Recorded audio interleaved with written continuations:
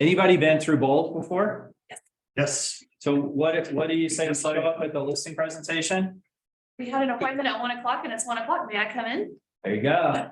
And that's why she's a spirit. That's why she's a Spirit Award winner. So it's 1 o'clock and we have an appointment today for 1 o'clock. So I'm gonna go ahead and get going. If somebody walks in late, great. There are gonna be some Zoomers. Hopefully I'll be able to keep up with any questions that come up on Zoom. What presentation are we using?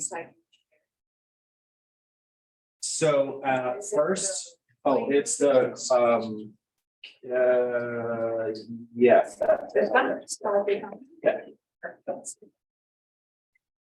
So I'll have to do that one. Yes. Share, a new share. Yep, got it. Okay, fine. I think, yeah, minimize it because I think we can still. Do you want the clicker? Do you have to? I'll probably use the mouse. All right.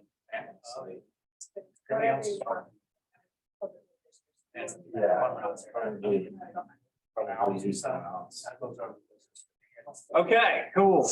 So we're going over the fourth quarter 2022. What we call the metro market or selected counties market report for the metro area of Dallas. That includes these counties up here, just so you know. So the data is from all of those counties, it's all the data in all of those counties. And that's where we come up with this particular data set. So selected counties market reports. But before I dive in, let me just ask a couple quick questions. Why are you here? Somebody. Because she made. I saw her percent on it. I thought it was incredibly brilliant. Okay, Jumped on the band. well, thank you. Tommy, Let's see what enhancements I are not aware of, okay, but don't go to classes. okay, good. Why, anybody else? Why are you here? To learn, Set of edge in the market. to get a competitive edge in the marketplace, to get an update. What else? Any other reasons why you're here? You have to interact with me a little bit, both. Gonna need you here. So Gary Keller has told us in the past, and a lot of people feel the exact same way. Our goal is really to become the economist of choice when it comes to real estate. Now, if you were at the ALC meeting, you picked up on some great stuff that Colton had to say with the mortgage company across the street, right? And he's a smart guy.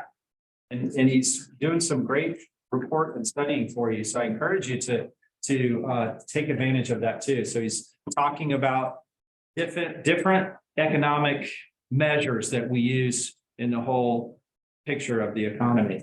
That's not really what I'm talking about when we talk about becoming the economist of choice. But we're talking about something more specific and relevant to a homeowner or a potential homeowner's desire to sell their home or to buy a place to live.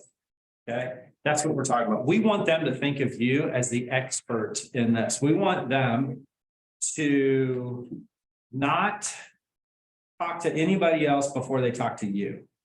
We want them, if they have a question, if they have a thought, to think of you and go to you for the answer. That's what becoming the economist of choice is. So knowledge is power, and that's what we're focusing on. Somebody said, you know, they're here because they want to gain some knowledge. So that's kind of why we're here. The path is in the math. Market is changing. Would you agree? Yes. Is it changing super fast or what? Slowly? Kind of depends a little bit on your perspective. Some people are thinking it's kind of fast. Some people it's kind of slow. It's going to be based a little bit on perspective on how quickly the market is adjusting. But what I can tell you is that from a numbers perspective, every month there's a little surprise. There's a little surprise that shows up pretty much every single month I go through these. And I'll share with you what those surprises are.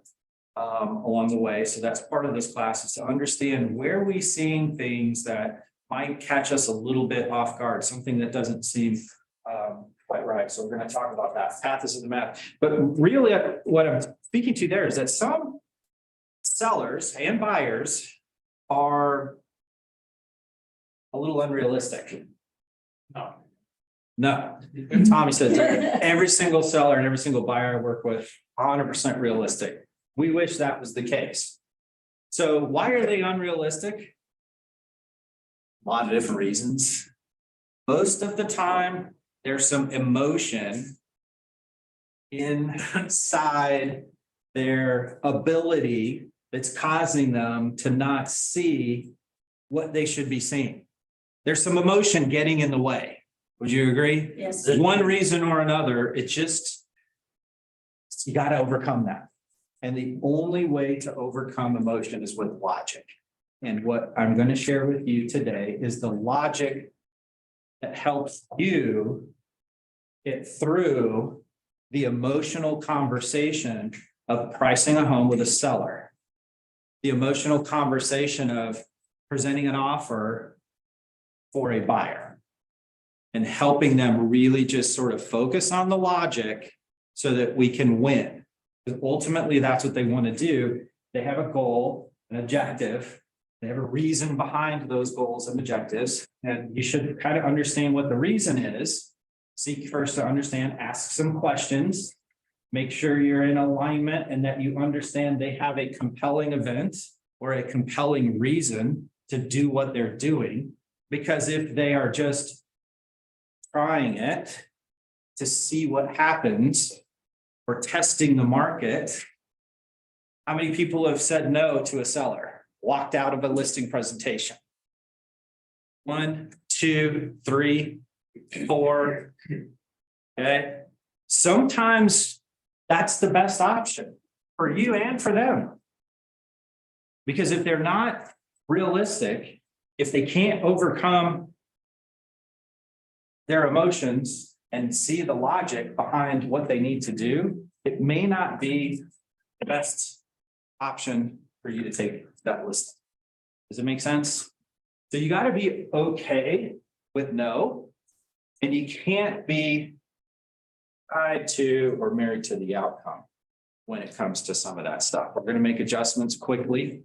We're going to look at when we're going to do that. So just kind of setting the stage a little bit for a listing presentation. It's important to understand, kind of why we're going into it. Confidence is what we're trying to accomplish with them, to make them help them make a confident decision about what they're going to do. Because if people, that's all we're trying to do, is get them to make a decision one way or the other. Yes, no, list, don't list. It's just helping you make an informed decision, because an informed decision is usually a better decision than one that comes without a lot of information. Just reacting at that point. We don't want to react. We want to make good, solid decisions. And that comes with knowledge and confidence. And confidence is what we're talking about here. Character and confidence go into trust. Nobody's going to use you if they don't trust you. Goes back to becoming the economist of choice. Why are they going to trust you? Because you're presenting them with very logical information that helps them make a good decision. And it's not bias. It's not based on what you think or what you feel their house is worth. That's what they want to know a lot of times. Well, what do you think? What do you feel? Right? And sometimes we fall into that trap. Well, I think this, or I feel like you should probably do this. And what we should say is, well, the market says this is what we should do. That's where we want to point back to. It's not me. I'm just here to share with you what the market is telling us and where the market is guiding us. Because if you want to play inside the market, you need to understand the market, right? If I want to win the Super Bowl, I gotta know how to play football. I'm not going to win if I don't really understand the game. It's the difference between the Denver Broncos and the Dallas Cowboys, and now the the Kansas City Chiefs. Whether you're I guess everybody here is probably a little bit more of a Chiefs fan than a Philadelphia fan, right? Oh, that's right. But there's ties to both, but nonetheless, we want to win. We want to help them win. And that's what the focus of all of this big picture is helping you win at a higher level more often and helping your clients win in their unique situation, which then helps you become their economist of choice. And they constantly and willingly come back to you and refer you. Okay. All right. So tell me what you're hearing out there. What are you hearing about the market? Low inventory. So inventory is still low. Is that a surprise? Not really, but inventory is low. What else are you hearing?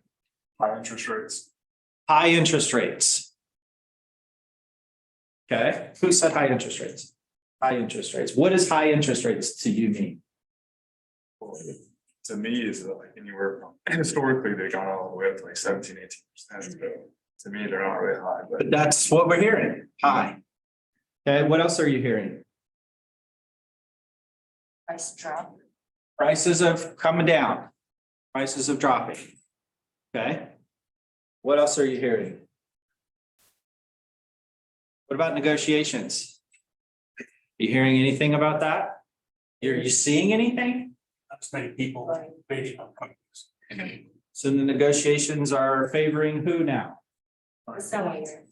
Seller, buyer, you hear both? It's kind of a mixed bag and sometimes a little mix of both on a deal. You might still get seller concessions, but have to go over their asking price, Yeah. right?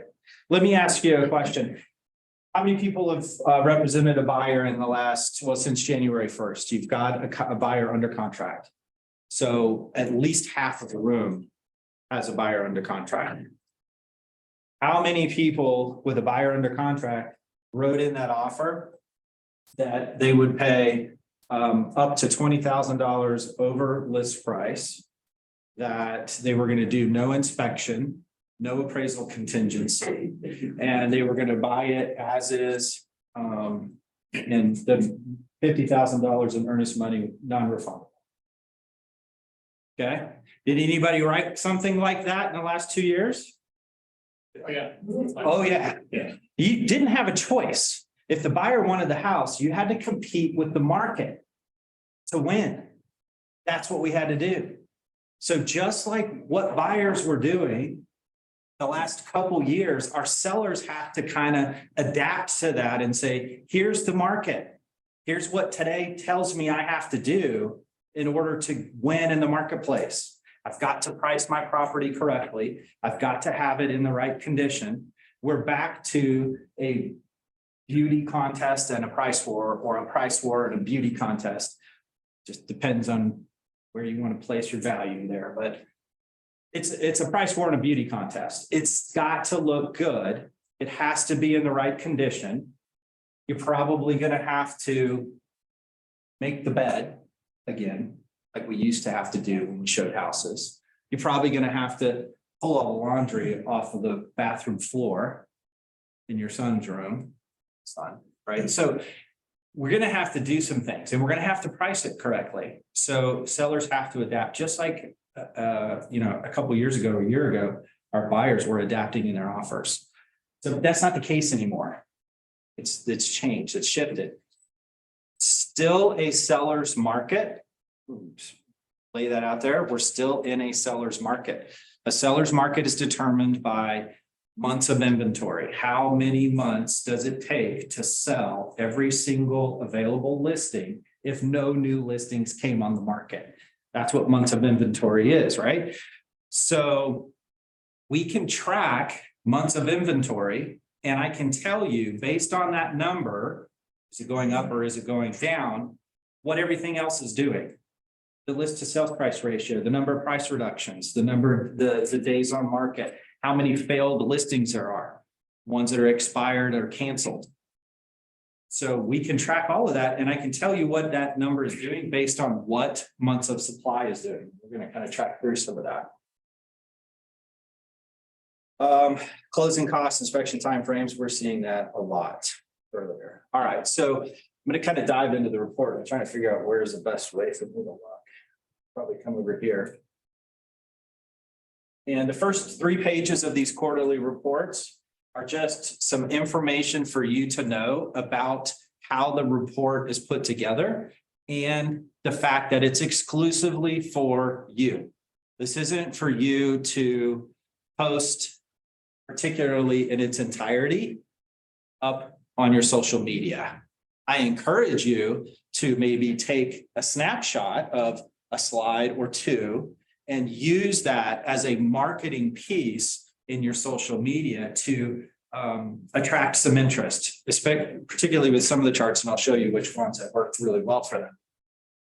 But that just tells you this is exclusively for you all at Keller Williams. We are looking to expand other market centers, but it is still exclusive to Keller Williams. This slide here, our table of contents slide, this is where you can navigate through the quarterly report. How many of you have the quarterly report up on your computer in front of you? Okay, cool.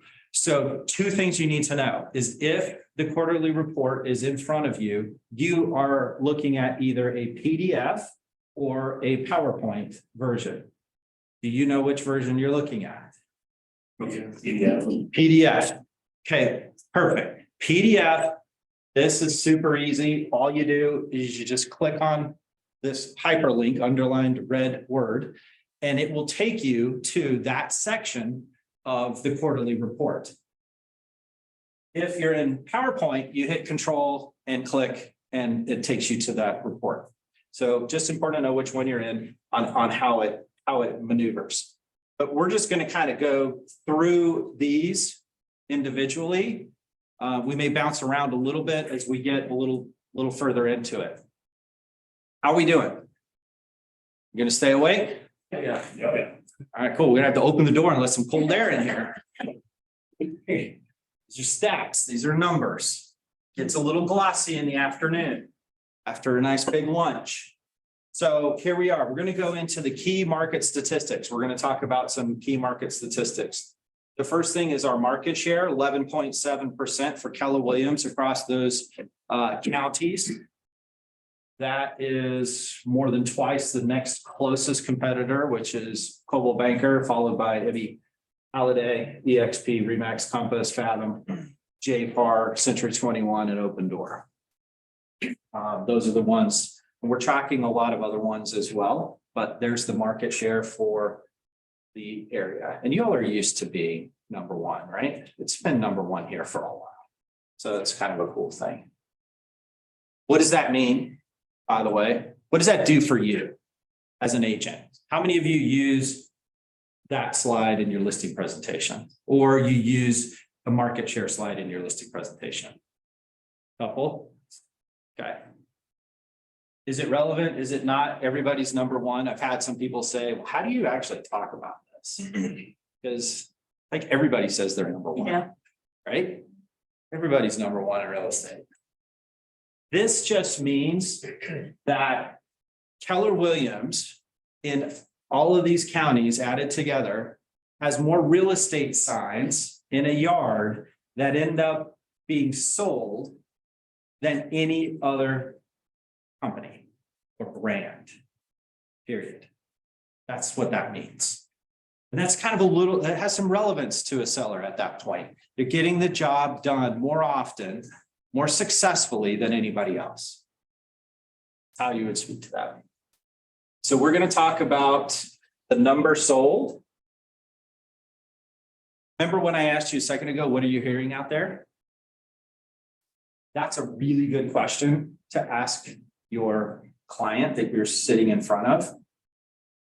One of the first things you do after you come in and it's 1 o'clock, we have an appointment at 1 o'clock, may I come in?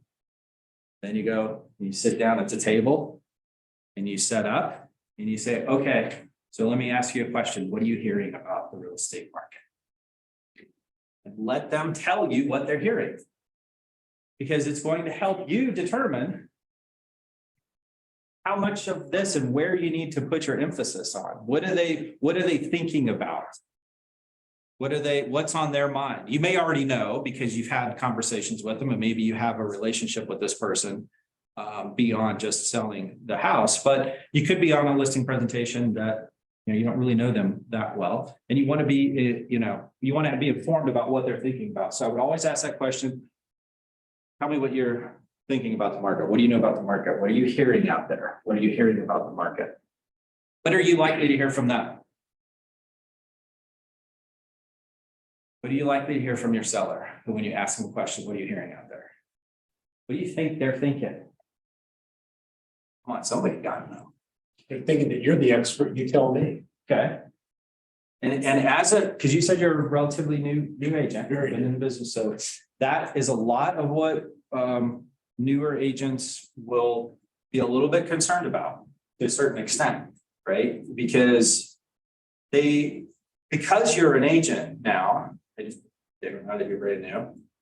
They may say, you tell me. Sure. But what I want to know is what are they thinking? So what are they hearing, or what do they know about the market?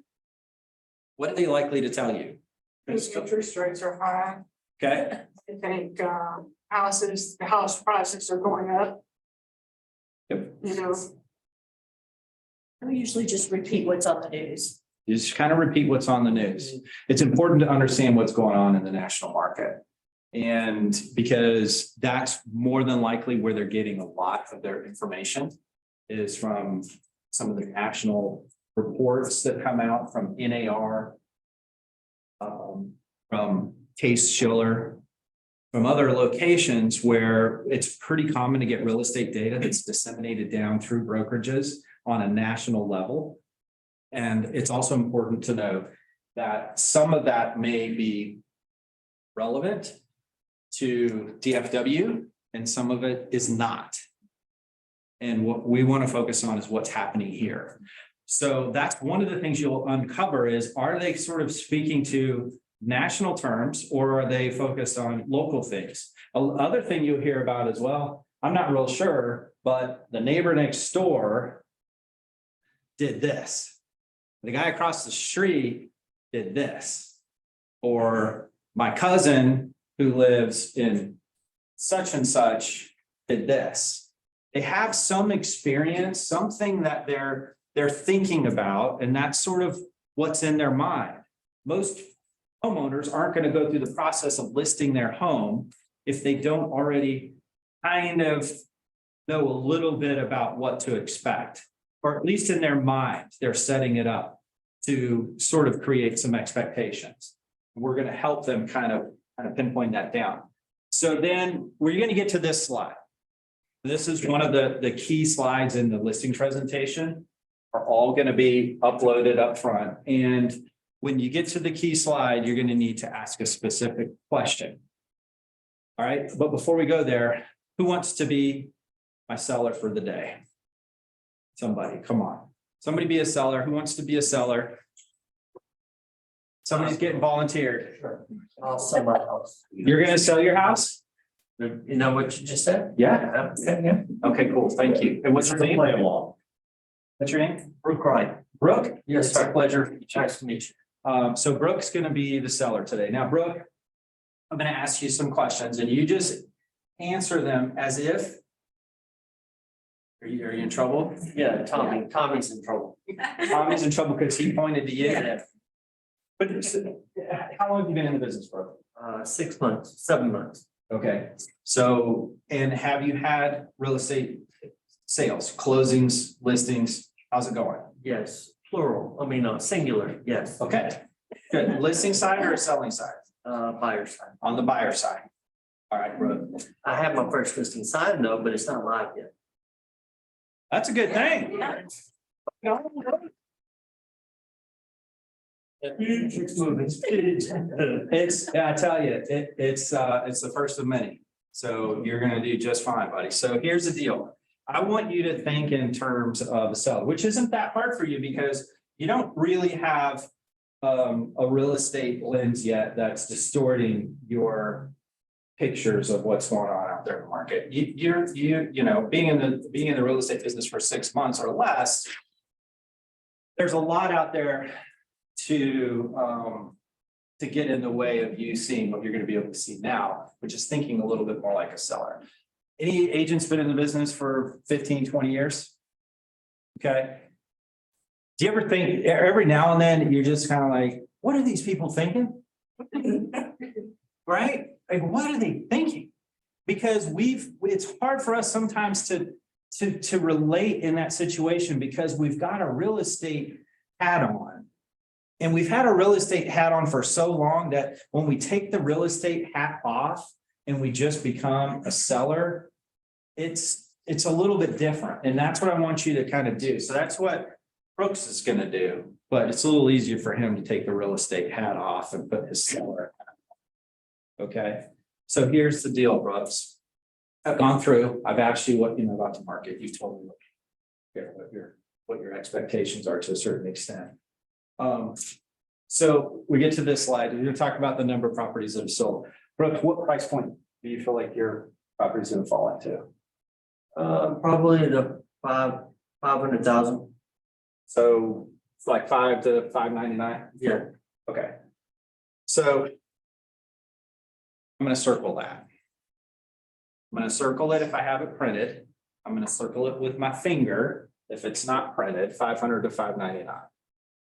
So what do you see in that market? Brooks, it's a question. What do I see in that? Yeah, what do you see? 500? I see 2,270 sold in 21 and 1,738 sold in 22. So there's fewer homes selling in that price point this year than there was last year. Okay, now I can also see in all of these, that's pretty much the case. I get down into here, the 676 versus 659 for the 800 to 1 million. That's not too bad of a drop, is it? So if somebody's circling over here, they're gonna feel a little bit better than the person who's under 300. And I say, man, there's a lot fewer homes selling. Why is that the case? You're gonna start to think about it a little bit. But Brooks, we've got a nice kind of middle price point there that we've circled. Okay. That's it.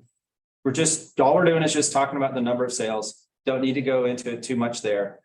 Overall, though, sales have decreased in all price ranges, and in his price range, that's what we're seeing there. So what does that look like by price point?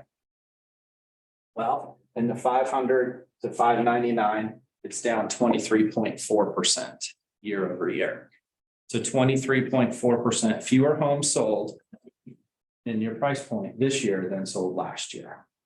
Okay, moving right along. See how this is going? You're going to kind of get through it somewhat quickly. Months of supply.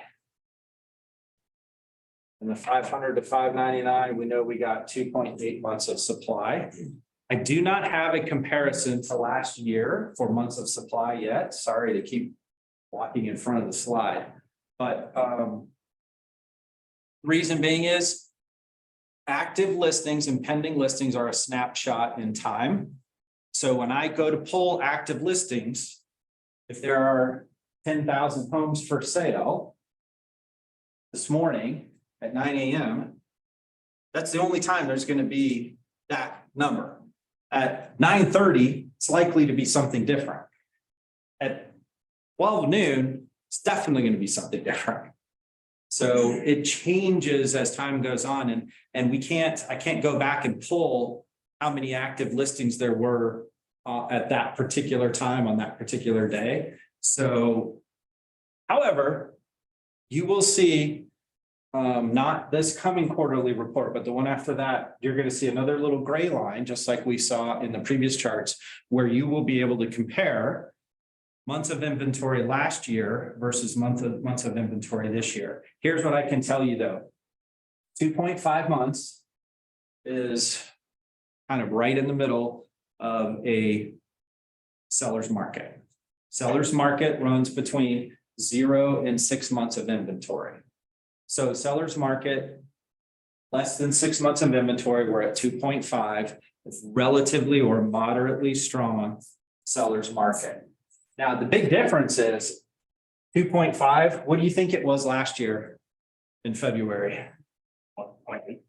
Point what? 0.5. 0.5, 0.4, 0.3 months of inventory. So in some cases, it's 300% higher this year than it was last year.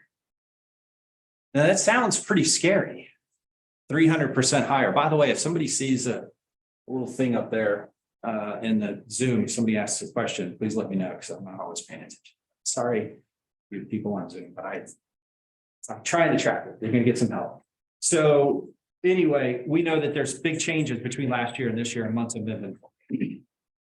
Okay, months of inventory sort of tracks a lot of different stuff. But we have 2.5 months of inventory. You know what that means? It means that if no new homes came on the market based on the rate of sales today, in 2.5 months, there would be 0 homes available. Nothing. So we would run out of inventory in 2.5 months. That's what months of inventory, what months of supply means. Median sales price. We always use median sales price for aggregate data, meaning we're not using specific listings. So I'm not having a CMA with Brooks right now. This isn't a CMA. This is different. In your CMA, you're going to use averages because you're controlling the data. You're controlling which listings you're choosing to use for your market analysis. And averages are going to be fine. With a larger grouping of data, we use aggregate numbers, and therefore medians work out a lot better. They're more realistic, particularly when you start diving into the MLS and you see what's in there and how many zeros and how many homes have been on the market for 4,000 days. And you realize it's not accurate. How many homes were listed for $317,000 and included $317,000 in seller concessions? That's not accurate, right? There's a lot of stuff that can really distort averages with outliers in the MLS. So we use medians in all of the data, just understanding that. But the median sales price in the fourth quarter was $388,000. 9.2% higher than a year ago and 28.5% higher than 2020. Okay. Pretty good increases over the last couple of years. Most people have a decent amount of equity in their home right now, do they not? Yes. A lot of them are thinking, might be a good time to sell. If what? You can find something to buy. If you can find something to buy, so we know inventory's coming up. So that's what Brooks is thinking. He's my seller, 500 to 599. And he's thinking, if I can find a place to buy, I think I'm ready to sell. And interest rates, right? Because right now they may be in a 3.5% mortgage and they're trading up to a 6.5% mortgage. Right. So that could factor into it as well. And those are things that you can work with your lender, talk about buy downs, talk about different things to help them kind of navigate through the interest rate adjustment that needs to happen. But it can happen. Marry the house, date the rate. You heard that one before? Mm-hmm. Okay. So those are what median prices are doing there. We're going to go into change in median sales price. So here's what we've seen over quarter for the last few years, 2019 to 2022. 9.2% is the lowest since the third quarter of 2020, was a little bit lower. But ever since then, it's been over 10% annual increases quarter over quarter for median sales price. If you've been in the market, you've been a real estate agent for a while, how often have we seen stuff like this? I can't remember. Never. I've never seen it. Been in the business since '96. Never seen this type of increase this rapidly and this over this period of time. So we knew when we saw these numbers coming along, it's not gonna last forever. It can't. There's no way it can continue to go up at 20% a year, right? So it's got to start kind of coming down. Is 9.2 a good number? Historically speaking, it's a great number. Would most people say, yeah, I'll take a return on investment. Give me $100,000 and next year I'll take a 9.2% return. Here's my 100K. Do it. I'll take it. Not only that, and from a real estate perspective, they're not even investing $100,000 because their equity or their cash down is really their only investment. Right. And you put 20% down on a $500,000 house and you're getting a 9.10% return on the $500,000. You've got the ability to leverage some of the leverage, if you will, and win in that case, but it's a different class. Okay, so we understand prices are coming up by 9.2%. A percentage of original list price. So this is how much negotiation is happening in the marketplace right now. All right, so Brooks, 500 to 599. If you listed a year ago, I could pretty much say you're going to walk out with whatever you're asking. Today, though, what are you likely to get? 4% less. At 95.9, about 4% less than would have a year ago. Does that surprise you at all? Asking. Does it surprise me at all? Yeah, Being a 6-month-old realtor, no, being a seller. Get yourself. being a seller, well, I want to get 100%. Okay, so it does surprise you. Does surprise you. Yes. Yeah. I'm surprised so much, yeah. Yeah, okay. I'm just gonna pause for a minute. I want to make sure it's resonating what he's saying. It's okay. I'm gonna slow down a little bit. The other thing I'm gonna do, I want to kind of speak to Brooks level. And I'm gonna emulate his tone, his tonality, his voice in this listing conversation. The timing of what he says, the words that he uses that it inflicts on, I kind of want to understand him. If I can get into that psychology a little bit, I think I could do a better job of helping him make a decision. So I want to kind of adapt to Brooks as much as I can. And if he's going to go a little slower, I'm going to go a little slower. If he's going to go fast, does that surprise you? Yeah, no, not really. Okay, cool. Next, we're just moving on. Right?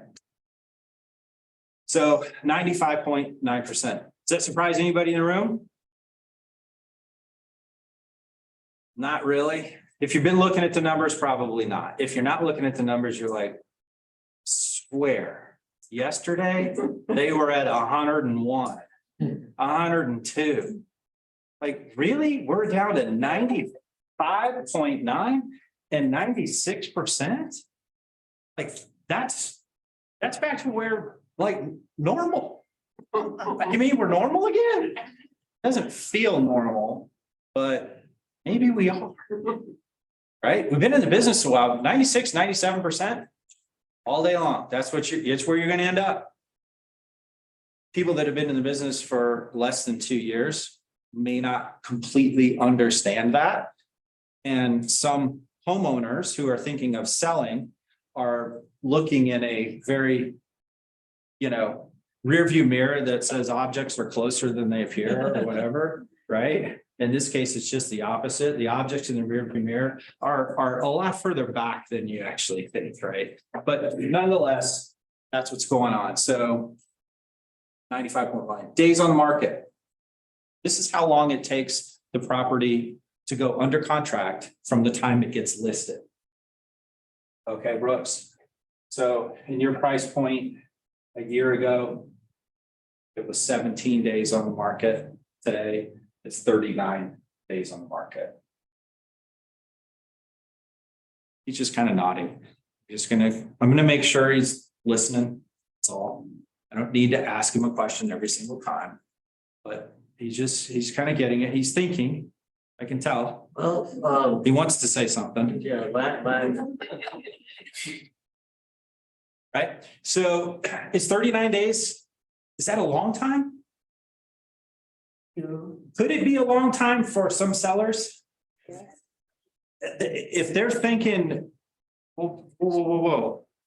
My neighbor like had 10 offers and sold his house like in 3 days.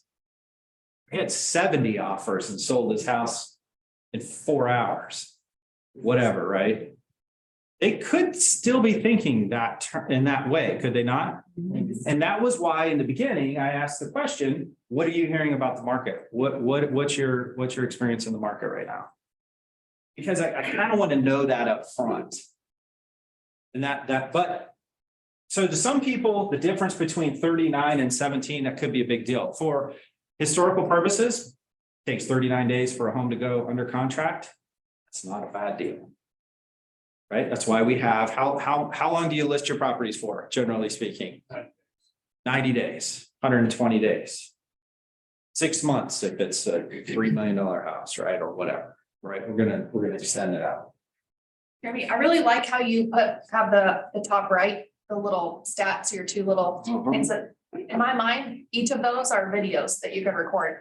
Yeah. You can record a video on each stat, Would that be tell a nice? story. Yeah, there is. And that's, and so the key is you become the video. And the number, the bullet point is there. So we know it's up by 20 days compared to 14 days overall. But again, in the listing presentation, the red box is there, but I'm going to focus on what Brooks is saying. I want him to look right. And because I want to make it personal with him, not just like a big overview of the market. I really want him to kind of go, hey, I'm talking directly to you in your situation. So we're going to focus on that. But yes, there's increases in every single price range. Nobody's left out. They're all up. And in most cases, it's more than double what it was a year ago for how long it takes a property to go under contract from the time it gets listed. Price reductions.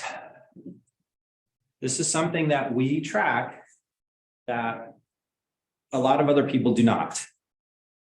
For what reason, I have no idea, because it's vitally important to understand what's happening in price reductions. So Brooks, from a price reduction perspective, in the price range that we're most likely to be in, 21.9% last year versus 50.5% this year. So what that tells us, Brooks, just so you understand what I'm talking about, 50% of every single closing that took place in your price point had to have a price reduction before a buyer came in and presented an offer that was then negotiated to a closing and made it to the closing. Does that make sense?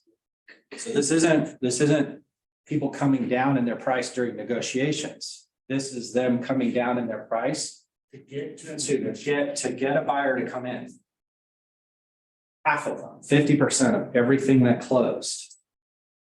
And remember the 1,700 homes we saw that closed in your price point.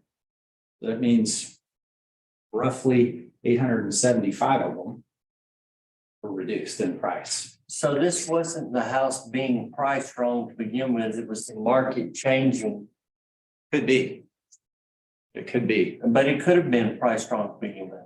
Depends on the timing, right? But not if you're Keller Williams. I like it. So he's thinking more like a new agent right now, just so you know, which is fine. He can play. But the reality is sellers aren't going to have that conversation. Oh, right. Oh, They really won't. It's not that they can't, but most of the time they're going to just kind of listen to what you're saying and answer the questions that you have. And it just depends on their personality, right? If they're ad-libbing and going all over the place, you're going to have to kind of go there with them. But the reality is you're absolutely right.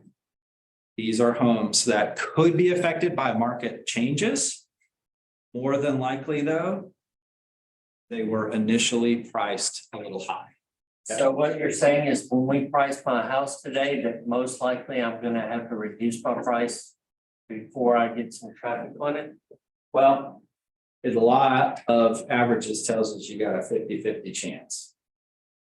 But I kind of don't think I'm an average agent, and I'm gonna lead you to a different path if that's okay with you. Sure. Okay, because we haven't gotten there yet. He's ready to get to the end. Which is fine. That's not a bad thing to have somebody want to kind of. I want more. Let's move this along. So those are the price reductions. How big of a price reduction did they have to take in order to sell? So we track that. And his price range last year, the less than 20% that had to have a price reduction only required a 3.8% reduction in the price in order to attract a buyer. This year, that number has dropped to 6.1% off of the price. So not only are there twice as many price reductions, but they're considerably higher now than they were. It's costing more. Okay, across the board, it went from 4.5% to 6.4% median price drop or price reduction in order to attract a buyer that actually went all the way through to closing. Okay. This can be your strategy to leave your buyer prices property ahead of the market. If it's going in this direction. This is kind of what I've been using in the second quarter. This is great. Yeah, I totally agree. So there is an effect that price reductions have as a result of longer time on the market and their inability to negotiate quite like they could have if they were originally listed. So this is the effect on the original list price. So Brooks, again, I'm circling the number there. If it wasn't price reduced, you're likely to get 100%. If it was price reduced, you're likely to end up at 91.2% of your original asking price. That's higher, right? Then, I see a question in the back. Yeah, would you almost reverse engineer this? I know 2 years ago, we were always chasing the market because it might be, say, 500 and then you're looking at the comps, it might have been listed at 5. Yeah. And sold for 6. And so then now they're expecting 6 and then it was 650. Yeah. So you're almost having to say hit the top and kind of from like the 3% to 6%, show them they missed the mark. This is kind of going back to where it was several years ago. Yeah. And again, this is the difference between homes with price reductions and homes without. We know a home without a price reduction, if it didn't require one, it likely sold pretty quick. And they were likely to sell at pretty close to what they were asking. Not always the case, because somebody may put their home on the market and keep it on the market for 3 years until prices catch up to whatever they think their home is worth. And then it sells for 100%. Doesn't happen that often, but it can. More often than not, people don't wait 3 years before they figure out what price they need to be at for the market that they're in to get the result they want. Okay, so in this case, though, the one sort of caveat with this slide is that number 100 to 91.2. It also includes 6.1% of the price reduction.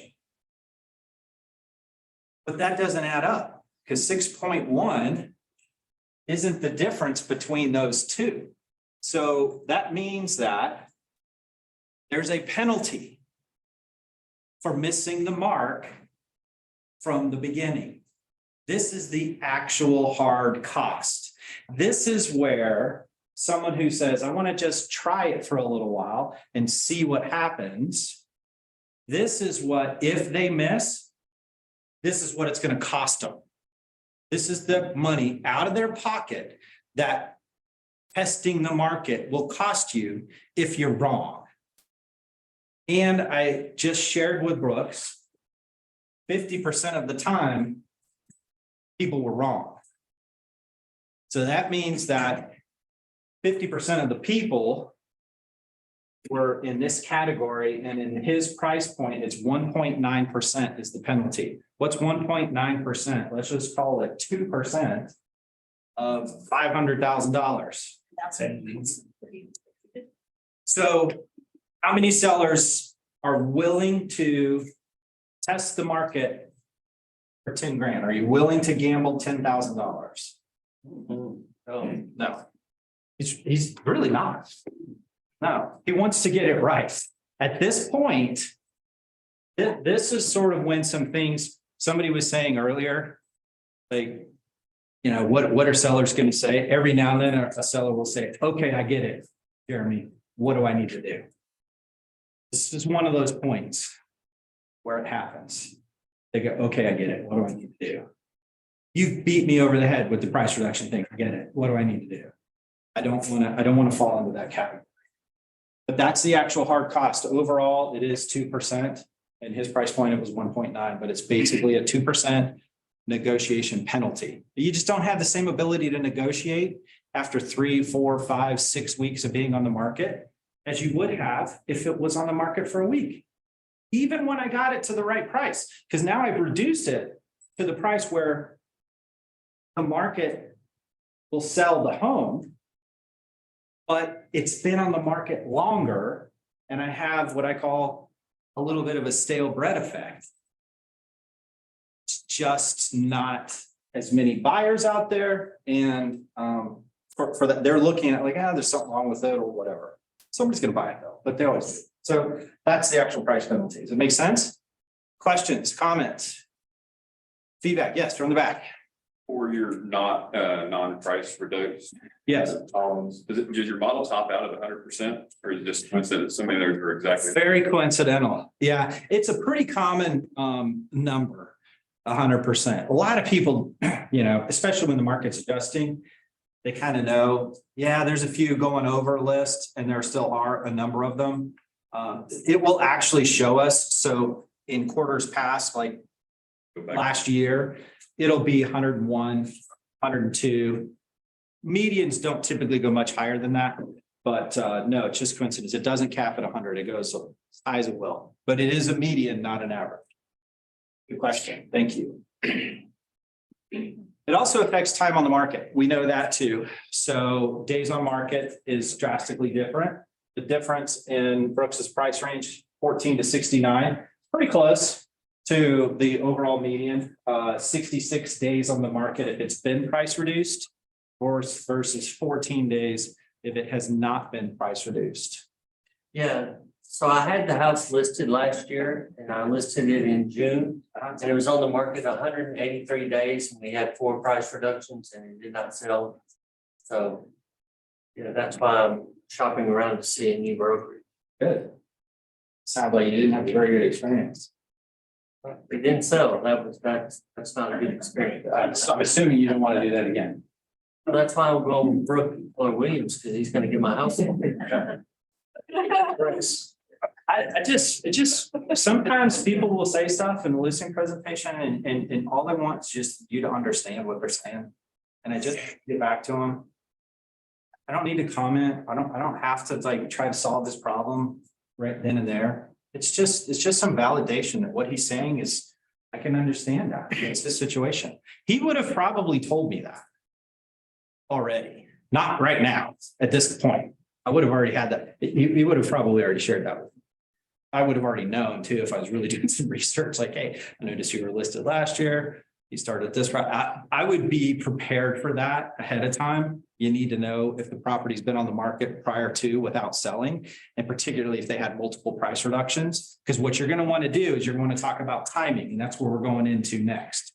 I saw a hand here. Yes. I just curiosity, is that a true, what you just said? Did you? Yeah, that. In June, last June, and it didn't sell. Right. Something wrong. It was, yeah.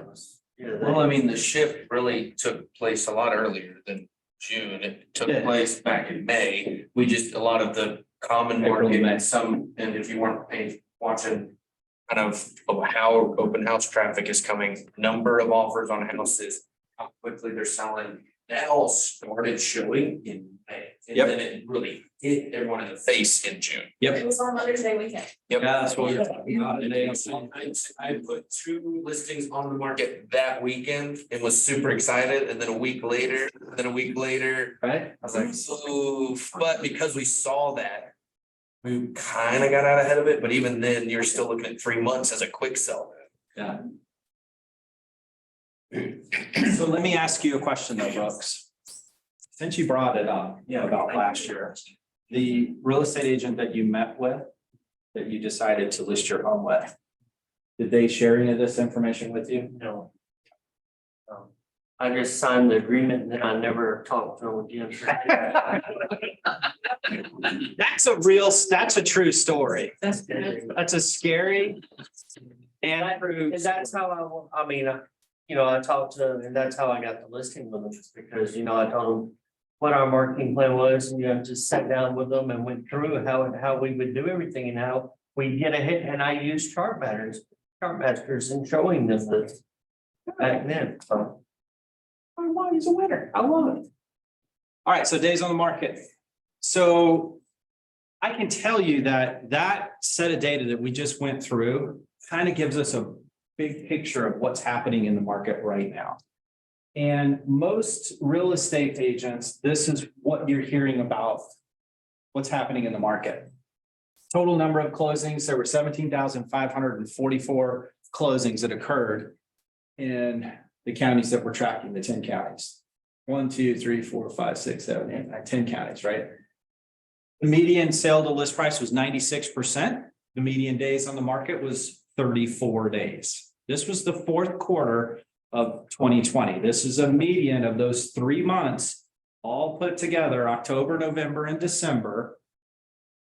That's where we were during those months, October, November, and December. 96% sale to list price ratio, 34 days in market. Now, however, you and Brooks have another layer, another level, right? This is that onion we're peeling back. We have 2 different options there. And at 50-50, it's interesting, right? So 47% of all of the listings had to have a price reduction. And his price point, it was 50.1, I believe. They ended up at 90.9 after 66 days. If it wasn't price reduced, that was 52.9% of the market. They received 100% of what they were asking as a median number in 2 weeks. Okay. And there's another layer I haven't talked about yet. We're getting ready to talk about. And that's homes that were previously listed and homes that were not previously listed. Yours was on the market before for 180 days for the listing that you've got. So they fall into this category, right? Previously listed, 18.5% of all the market was represented by representative of a closing on a listing that was listed previously. Okay, 18.5% of the market. Those people got 87.5% of what they were originally trying to get, possibly in their first listing period. Go ahead. Does it show on the 50% that were not reduced? Does it show the days on the market for those units and the sales to close ratio? And it's been 100%. Not reduced? No, I mean, just from so if it's not reduced 52%, it's 100%. So that's the number for that entire. But you're not showing the days on the market. 14 days. Okay, so it 14 days for that one. showing them that they had, those houses were priced right on the money. Yep. This is the green box. We call this the game board because this is where you can kind of choose, Brooks, your piece, whatever that looks like. You can kind of choose where you want to put it. Some people don't have a choice because this is all they know. So they're just in there with everybody else. But as a Keller Williams real estate agent in the Plano Market Center, you all have some different information and you can help sellers determine, all right, yeah, I really don't want to end up in here. I'd really like to end up in that box right there. That's where I want to put my piece. That's why I'm here today. Talking to Brooks as his real estate agent of choice, his economist of choice. That's why I'm here today talking to you. The Keller Williams Plano Market Center, because we want to help sellers end up in the green box. The green box is 100% in 12 days. It wasn't previously listed. Sorry, Brooks, you can't fall into that category. Because you were, that listing was already, it's likely to end up here. Now, so your choice then is it was previously listed. But I didn't have to do a price reduction during the time that there's no price reduction taken. 98.9%, 134 days. That means it was just marketing. That means that it was conditioned. That means that the market turned in June. House might have been okay priced, but it wasn't show ready. It didn't look like it probably should have looked to really cause it to sell. So we just found out what happened. So he knows this has got to be positioned in the marketplace to look better and attract buyers online and get them through the door. The more people that come through the door, the more likely I am to get an offer, correct? Yeah. Okay. Uh-oh, she's got a serious question. You got it now. Okay, I'm looking at days on market in both the bottom left boxes. The previously listed, the red box is Yeah. 123 days on market. But the previously listed gray box on the right side says 134 days on market. So you're telling me that the houses that didn't do a price reduction that were previously listed spent more time on the market than the ones that did a price reduction? Primarily because they were so focused on the condition and the marketing that it took a little bit longer, but they got it right. They also got a lot more money for their house too. 98.9. They got 98.9% of what they were originally asking. Now, keep in mind, that's less than 5% of the market. That's not a big number. 839 closings out of 17,544 fell into that category. 3,200 fell into this one. It's considerably more likely to end up over here. But yes, you can have the right price and the wrong agent.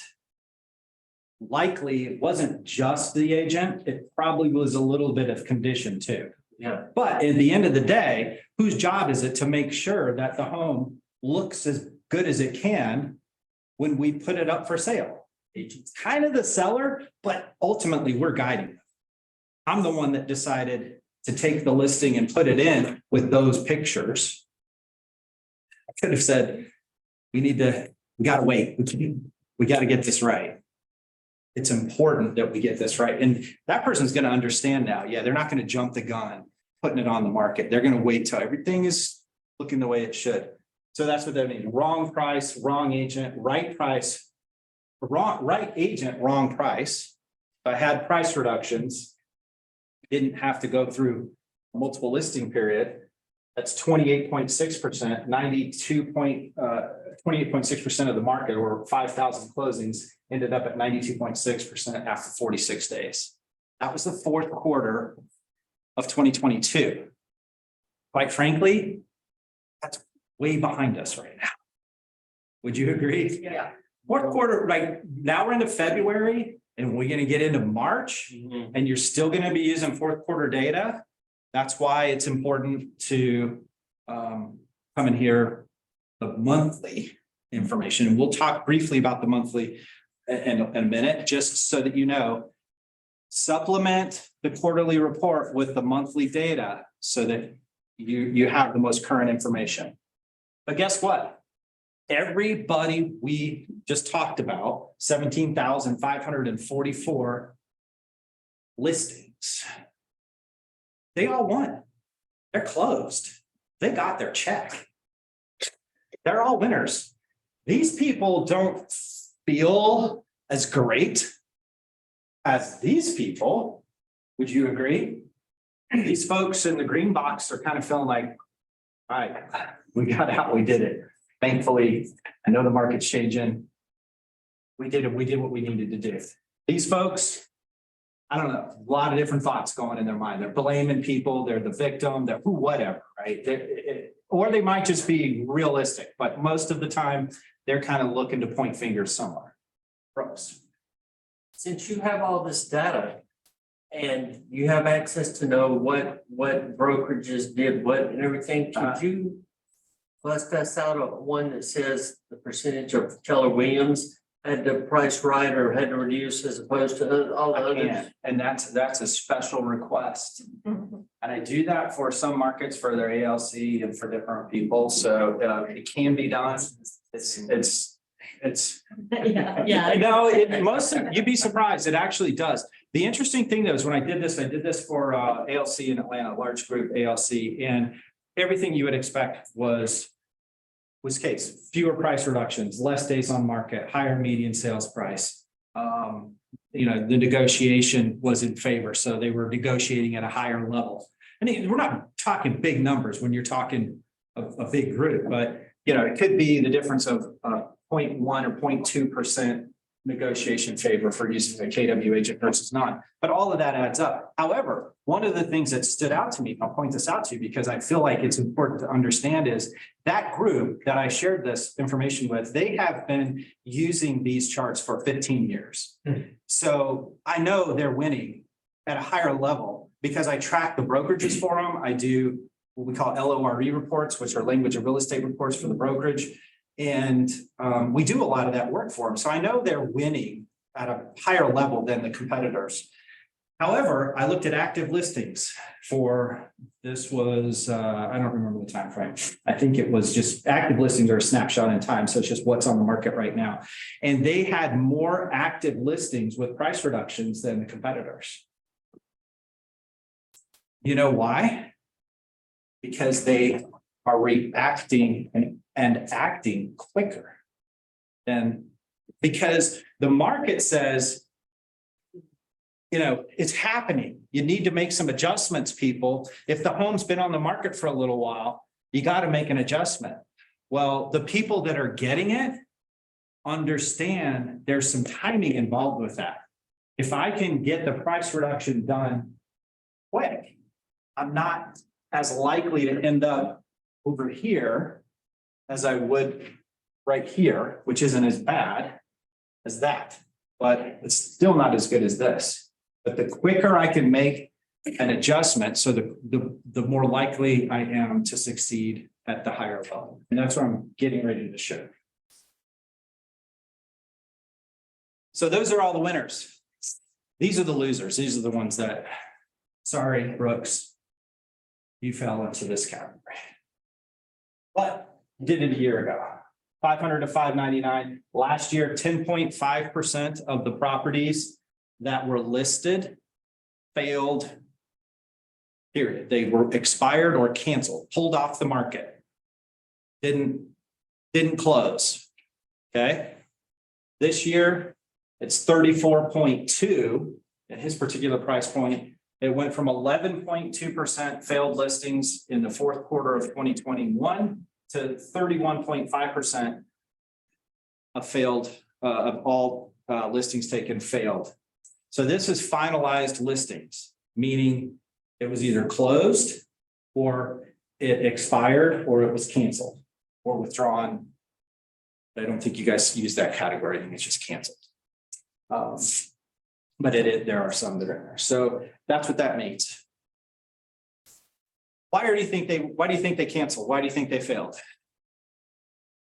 Generally speaking, probably pricing, could be condition, it could be marketing. There's a small chance, right? 4.8% chance that it wasn't pricing, but most of the time it's because of a pricing issue. Remember the red box, green box thing? So most of the time it was because of pricing. So in that situation, then I can tell you that in today's snapshot, if there were 100 for every 100 listings taken right now, based on fourth quarter performance, it means that 31 of them are not going to sell, period. They're going to come off the market. Why? Likely they were a little overpriced. maybe wrong condition, but more than likely they were overpriced. That means 69 sold. Of the 69 that sold, 47% of them, or an additional 32 listings, had to have price reductions in order to sell. That means that if you add the 31 out of 100 and the 32 out of the 69, you add those two together, you get 63 out of 100 listings right now are likely overpriced. Okay, what that means is, as we're driving around your neighborhood, Bucks, 6 out of 10, more than 6 out of 10 of the homes with for sale signs in the yard are likely overpriced. So with your permission, I'm not going to compete with these people, because that's what happened last year. We're going to compete with these people, the 3 or 4 out of 10 that are priced right, because you're in a competition against what's on the market right now. You're in a competition, with what's coming on the market in a week from now or 2 weeks from now. So we want to make sure you're ready, and we're going to compete with the people most likely to win. The green box homes. And everybody's shaking their head yes if you tell them. Right. Yeah. Would you shake it any other way? No, right? No. So here's the deal.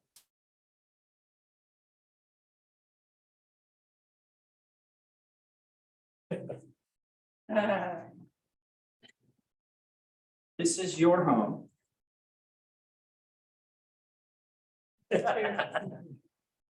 These are just some printouts I've got. See, let me find another one. It's just laid out. I'm a visual kind of person when it comes to listing presentation, but this is sort of how I do it. So I went on ahead and took the liberty of identifying the most likely green box homes on the market right now. Okay, here they are. And here's the 3 that I think are priced right, likely to end up in the green box. They look good, so on and so forth. This is your home. You know your home better than I do. I'm going to learn your home based on what you tell me. However, I want you to just take a look at these and position your home in comparison to them to be priced so that you win. See, 2 things are going to happen.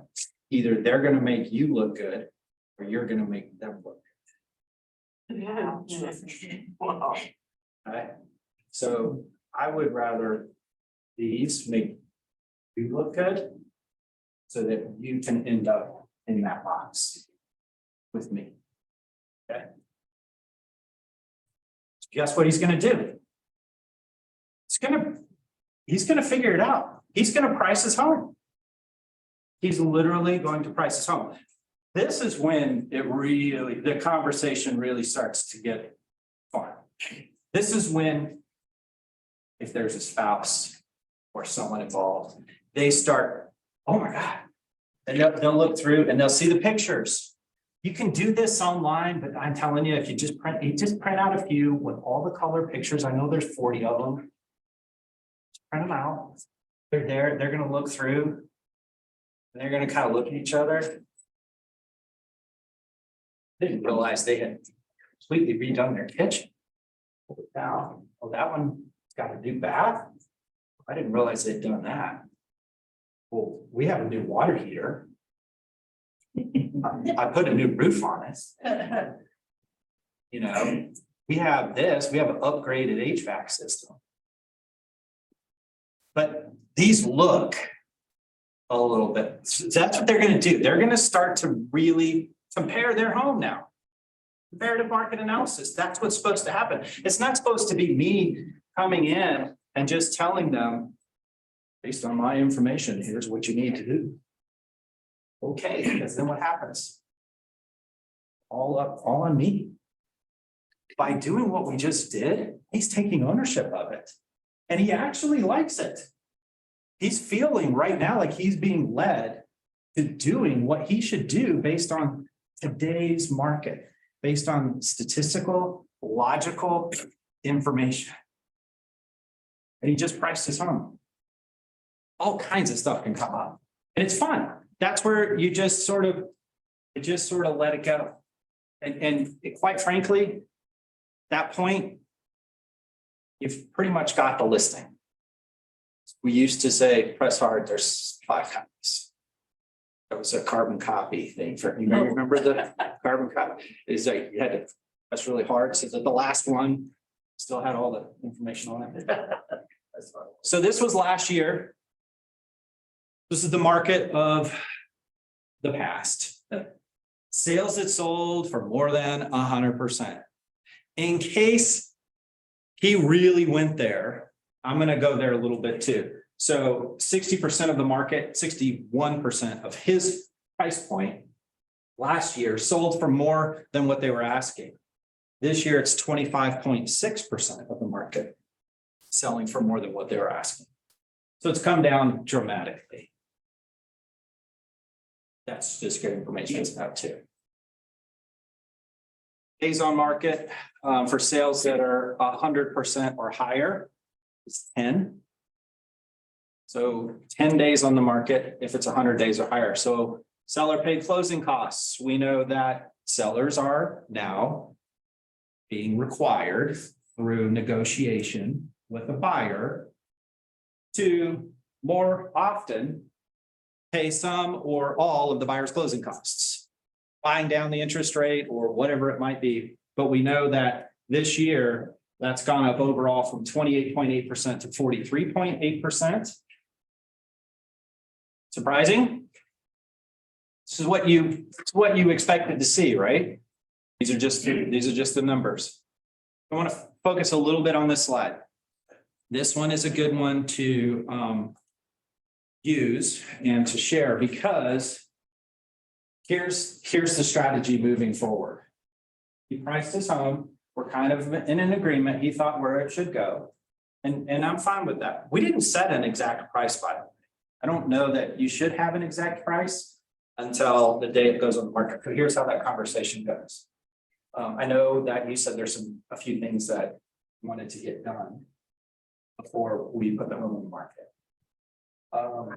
What time frame would you like to have that stuff done to be professionally photographed and introduced to the market? I think we can have everything done by March 1st. March 1st. Okay.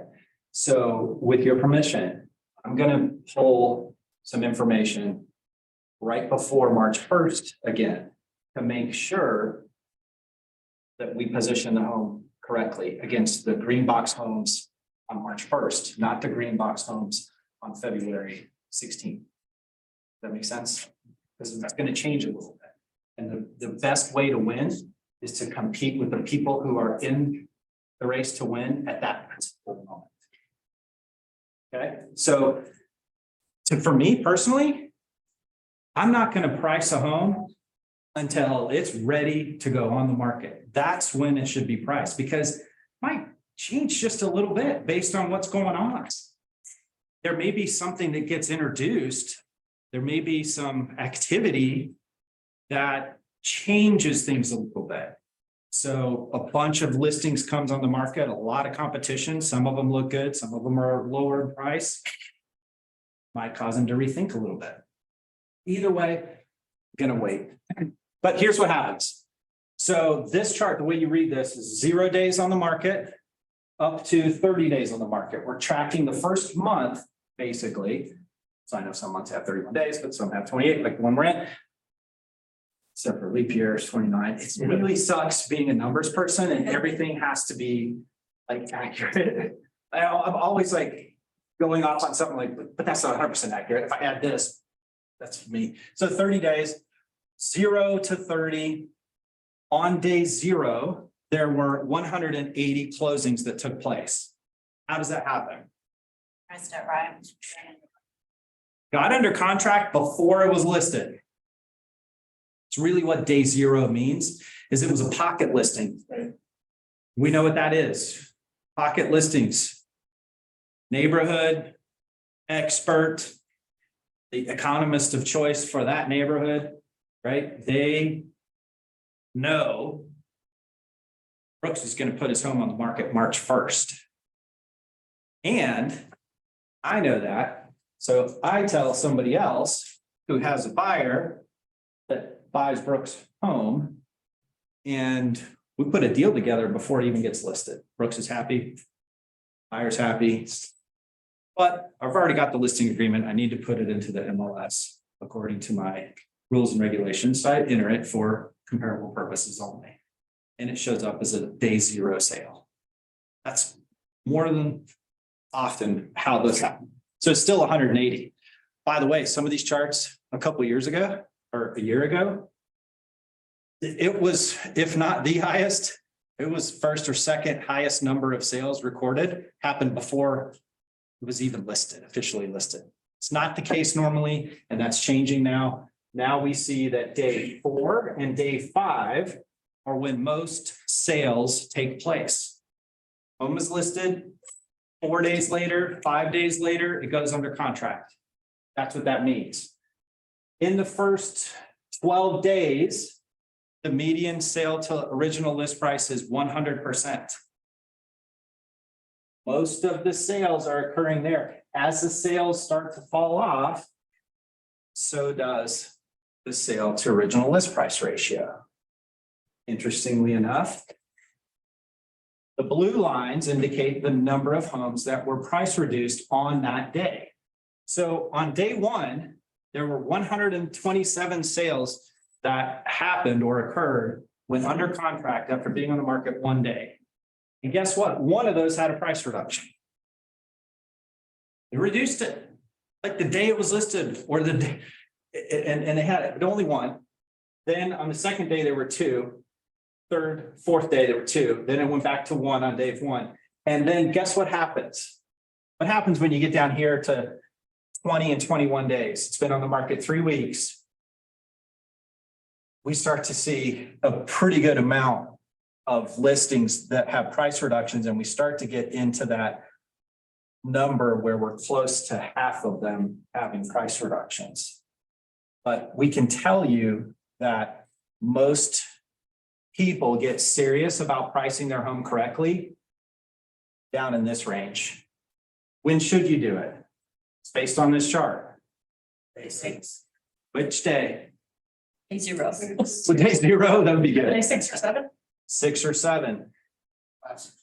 Exactly. Because I know at day 12, that's when it starts to change. So if I'm making an adjustment right when things are changing, I may be making an adjustment, but the market just made an adjustment. Then I made an adjustment, but the market made an adjustment. And I'm just chasing this ball downhill, right? So what I've got to do at that point is I've got to make a bigger adjustment than the market changes. I got to jump ahead of it and turn around to stop the ball from going downhill in my situation. That's a technical question. I don't have the blue. You don't have the blue. Thank you. Thank you. Thank you. I just rolled this out for you. I just added this. So you will have the blue now moving forward. You just don't have the blue in your report. Thank you for, I forgot to mention. Question, how can the blue show up on day 6, 7, 8, 9, 10, 11, and the 100% of the top not be affected? Good question. That's why we're going to make an adjustment sooner rather than later. Because after a week, not stale bread yet. After a week, I can still package this thing to compete and win. After 3 weeks, it's a little more challenging. After a month, I'm screwed. Honestly. And my guess is if you were to go back and ask the seller, when did you make your first price reduction? They will tell you it was about 2 to 3 weeks after we were listed. Another question, when it goes from 96.4 and it shoots up, Yeah. right? Yeah. Down here. Down in here. Yeah. Um, It's just an adjustment based on it varies. So the interesting thing about this chart is I track it. I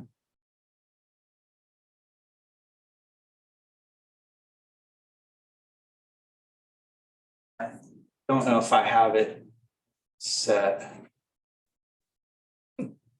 See, all these charts, we're not gonna go through every single one of them, but we also track it out for 6 months. Somebody said good. We track this out for 6 months and even a year. And what ends up happening is it starts to look like a curve that just goes like this. It just kind of bottoms out. But the sale to list price ratio, it kind of does this. And then it goes back up after a longer period of time. Why? Because there's only 2 or 3 that actually close after being on the market that longer. There's a less number, and it's affected by that one person or 2, 4.8%, that the price was right. They were just not with the right agent. So they waited long enough. They maybe did some things to the home. They painted, they cleaned it up, they marketed it a little bit better. They took better photography. They included a virtual tour. They did some things to cause the home to sell. They didn't have to drop the price, but it took longer. Remember, Jessica brought up it was 134 days versus 124 days. So it's on average or median 10 days longer. So over time, it just changed. Yes. After, your house hits the market, day 5 or 6, every buyer that has been waiting for your house to come on the market has seen it. More than likely, yes. And then after that, you're gonna start getting new blood that's entering the market. So and I think I'm almost any market, if you had hit it at 6, 7, you need to start looking at things. You probably did. And that's a good thing. And this is the logic. As a real estate agent that's been doing this for a while, we know that. We already know, but it's hard to just tell people that and them to trust you or believe you or think that that's more than what it might be, which is just You just want to put sale. Yeah, exactly. This isn't me just wanting a quick sale. This is me going over the numbers in a very detailed fashion for them and Brooks in this case to get it, and he got it. Didn't he? He still doesn't know exactly, but he's already priced it. I mean, we've already looked at it and now my guess is, by the way, when Brooks was listed their house previously, they were looking in the rearview mirror to price it, not what was on the market right at the moment. Would you agree? It's more likely there was a comparative market analysis with closed sales that happened sometime in the last 3 to 6 months prior to June, which I can't look in the rearview mirror and price it for today. I have to look at what's happening right now and in order to price it. I'm competing, not with homes that have already sold. Now, the bank's going to look at that. We know that. But is appraisals a big issue right now? They were, but probably now things have started to calm down. There's maybe enough comps out there that the appraisal in a gap, so we're not as worried about as we used to be. This is a summary. These are your talking points. These are great for you to put into some format for you to remember, for you to share, for you to talk about when somebody asks you what's going on in the market. These are the things that people want to know. So the number of sales are down 15.4% year over year. For the fourth quarter, they were down 30.6%. Distressed transactions are almost nothing, by the way. We still track them in case they start to change, but they're insignificant. Sales prices up 9.2% in the fourth quarter. That's 388,000 compared to 355,000 in the fourth quarter of 21. So on and so forth. They could go down the list, right? So there's your talking points. Interactive charts. Okay, this is where we get serious. I'm getting warm, so I'm going to take this on. Interactive charts.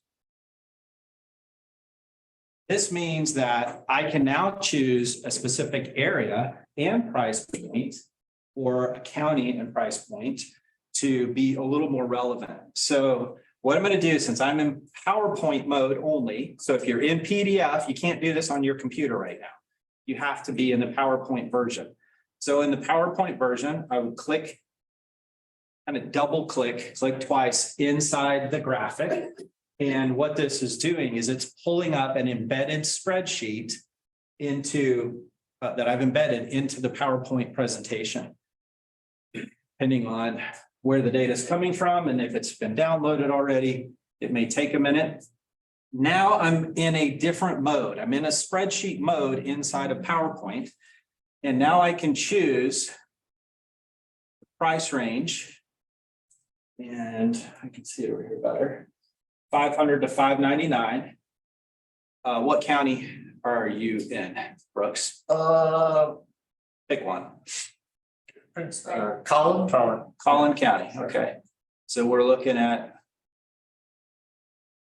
Collin County. Now what I want to do is just click outside of the box.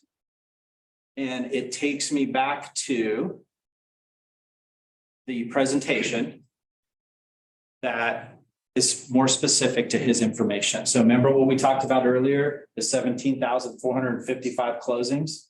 Well, in his price point and in Collin County, there were 487 closings. They got a median of 95.8 after 30 days in the market. 51.7 of them had a price reduction. That means 48.3 did not. The difference was 91.4 versus 64 days in the market versus 13. To get into the green box, it's 45.2% of the market in his price point, his area, with a median sales price of 100%, sell the list price ratio of 100% and 12 days on the market. Okay. Yes. What did we need to have this in to be able to manipulate that field? I'm on, we need to be in PowerPoint. You need to be in PowerPoint and it has to be downloaded. You can't just be viewing it from the website. In other words, you have to download it first and then open it. If it's just a view screen. So when utilizing this, we want to make sure we're using PowerPoint, not PDF. Yes, if you're gonna do interactives, yes. Can you show us how you clicked on that again? Yes, so basically anywhere, see how it's, you can't really tell, but anywhere in the chart itself, you just sort of double click and it'll open up. If you have the Microsoft Suite on your computer, I know you're on an Apple. So you have to have PowerPoint and you have to have Excel. You have to be able to do that. And then if you're in there, you just click, is anybody? It worked for me. That worked for you? It opens Excel, like opens that. We can talk about it later. Okay. It is itself. No, it opens. It kind of is Excel. Yeah, like in the PowerPoint app, it opens up Excel. Yeah. How'd you get back once you? Yeah, you just click out of the Excel and it'll take you back to your PowerPoint. It should update.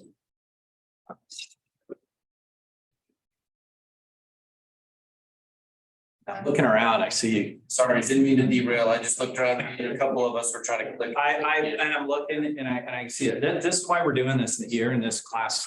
So for you to try it and ask a question. And not only that, even if you're not doing it and trying it, you're hearing and seeing what other people are doing and trying. And when you go home, you might have an answer to the question. We can do the same thing for this chart. So how many are overpriced in his area and his price point? So I'm going to pull it up. I'm going to go in the 500 to 599 price range in Collin County.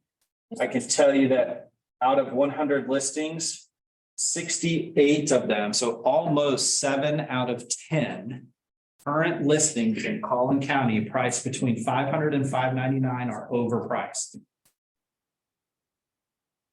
I do not want to compete with an overpriced listing. I only want to compete with the green box homes. Here are the very few green box homes that I believe we're going to be in competition with. Here's your listing.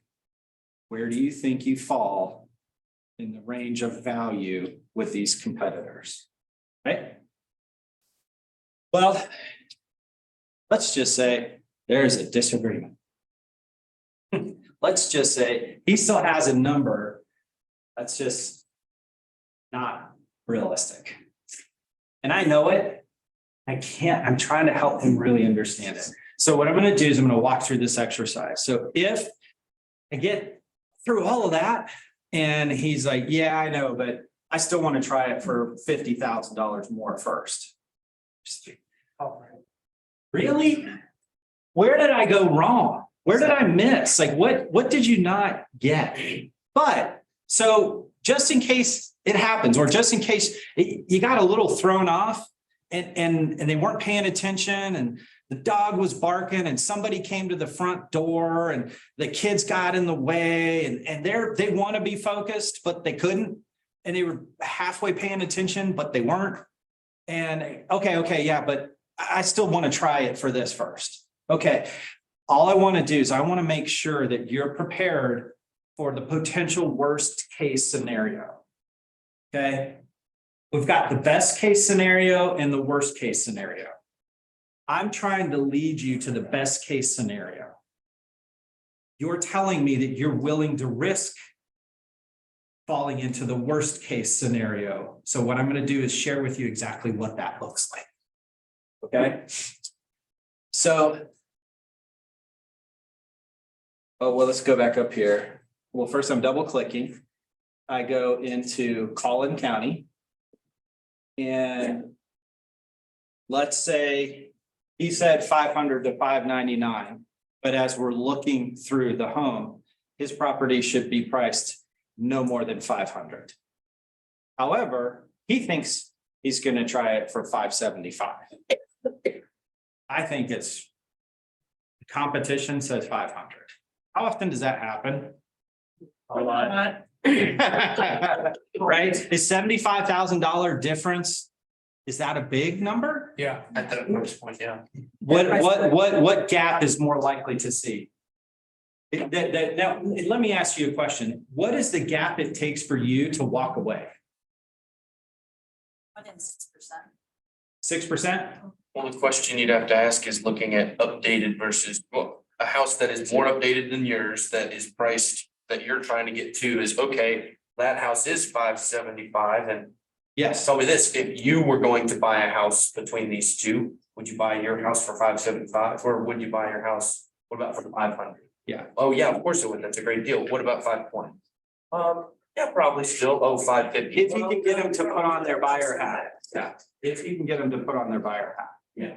And sometimes they do, sometimes they won't. But just remember, so far, Brooks is the highest bidder on his home. He put it on the market last year and he won. He got to keep it. He was the highest bidder. So congratulations. But he doesn't want to be the highest bidder. He wants somebody else to outbid him. He wants somebody else to value his home where he's willing to sell it for. So let's just say he says 550. And I say 500. Okay, worst case scenario, 550. Now, let me ask you some other questions. I can go through and change the carrying costs. My guess is utilities on a $500,000 house are gonna be more than $200, don't you think? Yeah. What are they likely to be? 500? Okay. Insurance, taxes, maintenance, 300 insurance. monthly, Taxes? insurance, taxes, carrying costs. We're talking about carrying costs. Did it cost you money to keep your home last year? Yeah. So, 300, whatever. No, property taxes per month. Yeah, Way more than Grand. Yeah. $2,000 per month. On 500, it's gonna be 15,000 for the year divided by 12, make it 1,800. There you go. I like it. Oops, I changed. That's that. just tax, that's not maintenance, Right. insurance. Yeah, that's true. I think we had that at 500. But you see what I'm talking about, right? So Yes. some of these things you're gonna want to kind of have already figured out before you go in, or go into the conversation. What's current mortgage on that likely to be? 3,200, 2,500? Yeah. Right? Let's call it 2,700. Some of these carrying costs is gonna carry forward whether he buys a new house or he doesn't.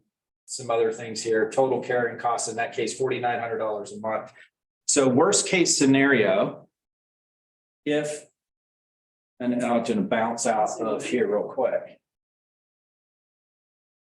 So worst case scenario, $550 is not the right price. You likely end up firing me.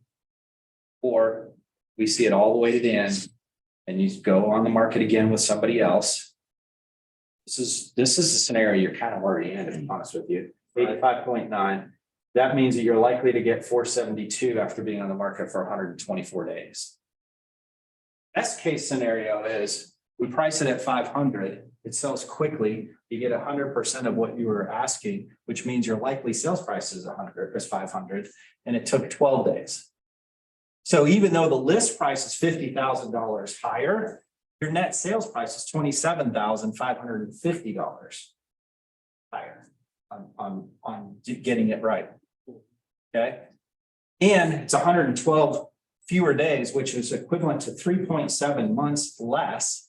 And if you add up the carrying cost for those 3.7 months, that equates to $18,293 in expense on your old home that you would rather be in your new home. And if you add that with that, it means that worst case scenario could cost you $45,843. Does that include the penalty for missing the target price, the one? Yes. Yes.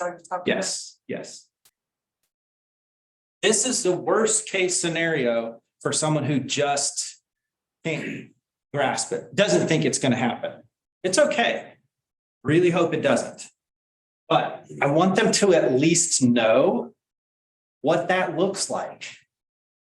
How would that make you feel if you ended up making $45,000 less than what you're thinking you're going to make?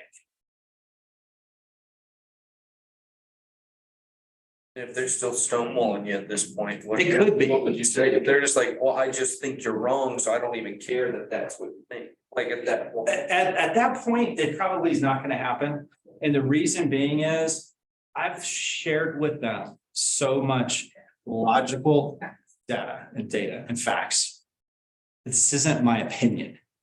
This is just me sharing to you what the market says is the worst case scenario and what the market says is the best case scenario. My question is, are you willing to gamble? Whatever that difference is, $50,000. And potentially cost you $45,000 additional. Maybe somebody will go, yeah. Let's just price it at whatever, right? That's fine. So, you're not always going to get every single one, but this is going to, if you get to this point and they're still not on board, here's the conversation I probably would have. Brooks, I really think you got an awesome house and I know it's going to sell. Just don't think I'm the right agent for you right now. If anything changes, if you have any different thoughts, let me know, but I really, really appreciate you inviting me in. You got a great house and I know I could sell it, but I just don't think we're on the same page. And I'm not on the same page with my clients. I just find that it becomes a challenging event. And I just don't want that to happen for you or for me, So with your permission, I'm just gonna leave. And I walk out. And I literally put my stuff in the bag. I pulled up my little thing and I rolled it behind me. And I walked out the front door and I got in the car. So happened. And before I drive out of the driveway, I sat there for a minute because you know how sometimes when you do something you've never done before like that, you're like, dude, what my wife's gonna kill me. This was $750,000 listing. I needed this, but I didn't need the listing. I needed it to sell, and it's not gonna sell unless they get it right. So it's a lose-lose. Why would I put myself in that situation? I don't want him to lose. I certainly don't want to lose. Hope he gets it. The phone call I had, hey, Jeremy. I see you're still in the driveway. Can you come back in?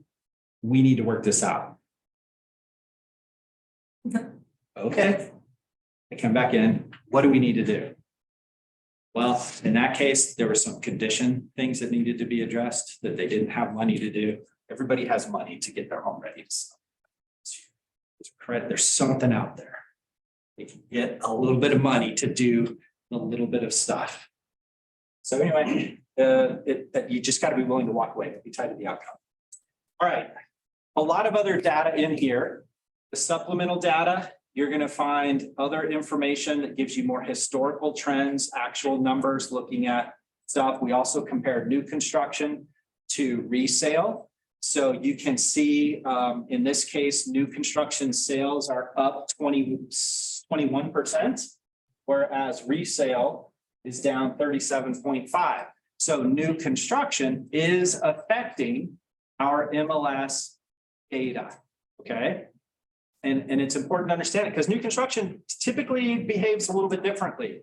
Would you agree? Yes. Also, it's important to note that not every new house is listed in the MLS. In fact, the majority of them are not.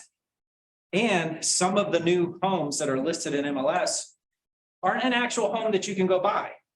Sometimes they're a model home that gets listed and it's in the market. It's listed for active for 6 months or 2 years because they just use the same listing to attract people into the neighborhood. So that becomes a listing, a closed listing that gets used in FML or MLS, but it distorts the data. So just understand that, but we do track new construction. We also have just some trends that you can see quarter over quarter, just a different way to look at what we looked at. So if you're really into the numbers and you want to become that economist of choice, you want to get so familiar with these that you can kind of speak to them and spout them out. Here's where I would go. Median sales price history. This is just sort of interesting to see what has happened over the last few years. 21 and 22, it just kind of went up, and then 22 rather, it's started to come down, which is a normal cycle we see from June through the end of the year with prices coming down. Typically speaking, it's kind of a normal cycle we would see at 18 and 19. 20 wasn't normal, 21 wasn't normal, 22 a little bit more normal, but a little bit more pronounced. Yes. I don't know how to ask this question, so help me with it. But I've been in real estate a long, long time, and I would say things move slowly. Like what happened between March and May. Yeah. And the interest rates were already climbing, yet something happened between March and May, and there was a dump of luxury houses. And the people that had cash dried up. Yeah. So interest rates became very important. Yeah. And the whole world changed. What was the externality that happened that made that come about?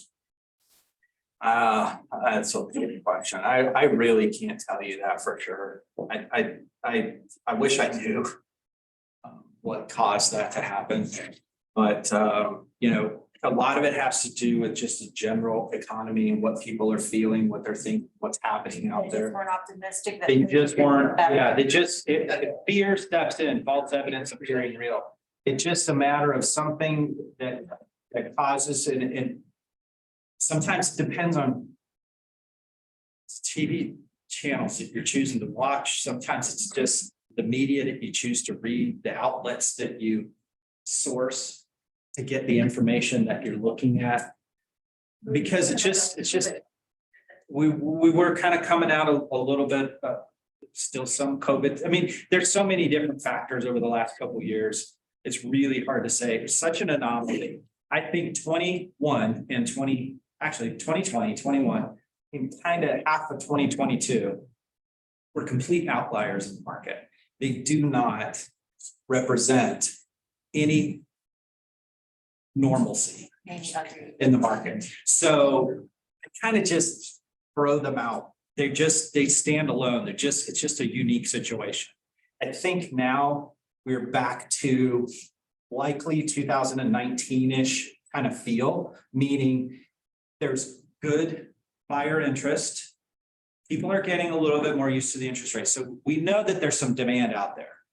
Inventory is still low in comparison to the demand because months of inventory is still in a fairly strong buyer's market at 2.5%. If months of inventory goes to 6 months, 2.5 months, goes to 6 months of inventory, or even 4.5, 5 from a median perspective, then I'm gonna say we're still slowing down. But right now, months of inventory went down a little bit. Therefore, I feel like we're probably normalizing and starting to come out. I think we're gonna see a little bit of a spring boom. Before you change that, so that median line, is that a 4% line? This is The just baseline? this is just a median for these particular years, 18 to 22. Oh, okay. So it's not So it's long term. Probably above.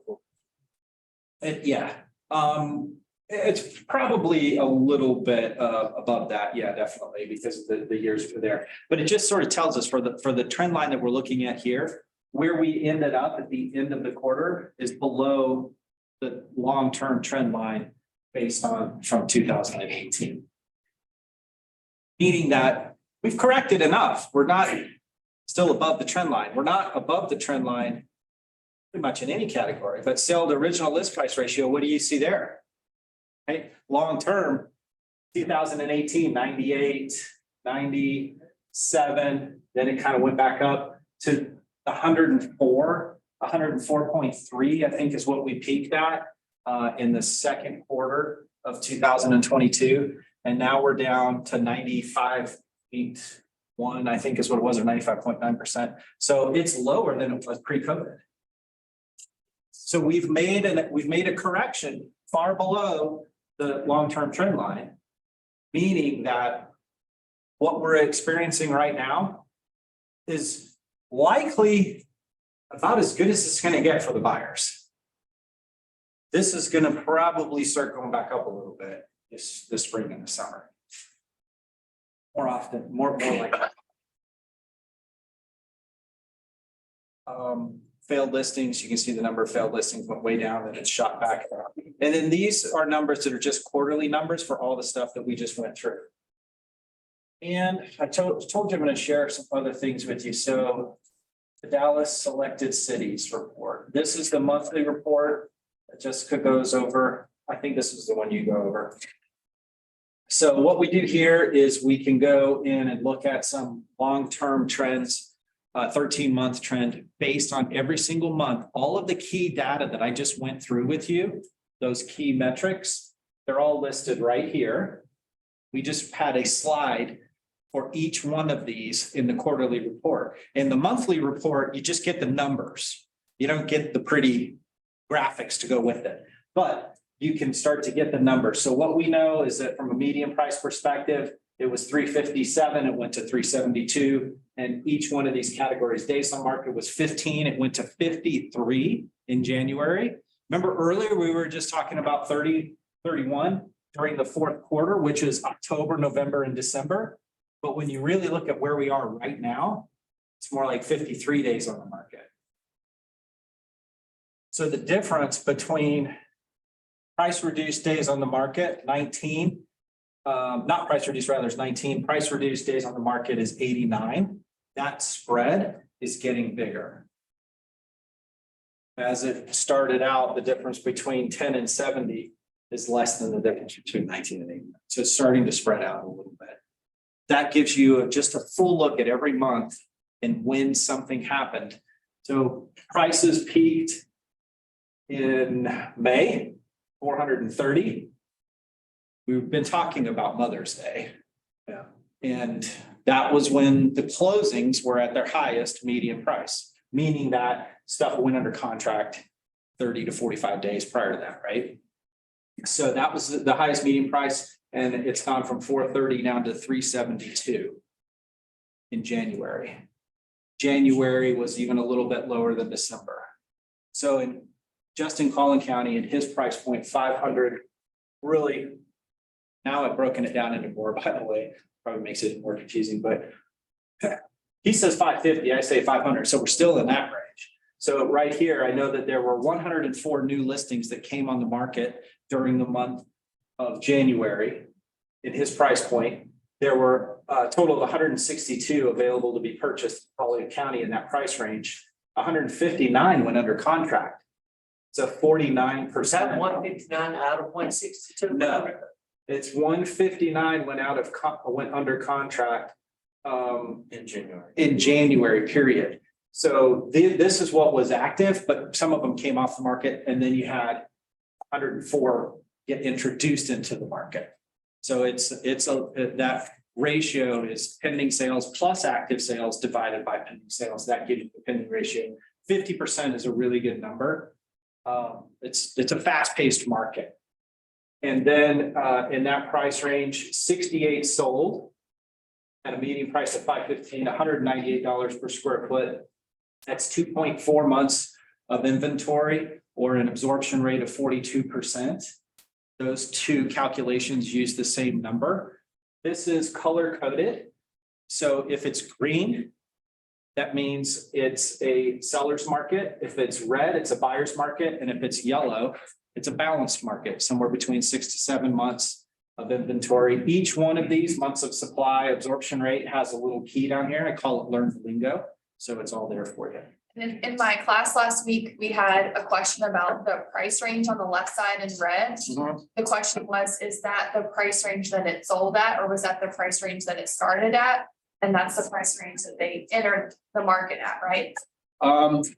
So this one, let me think of my database there for this. These are closed sales. So this was the median sales price. It's based on sales price. Correct, but the ones on the left, The range. the range is the starting price, correct? That's the price it closed at.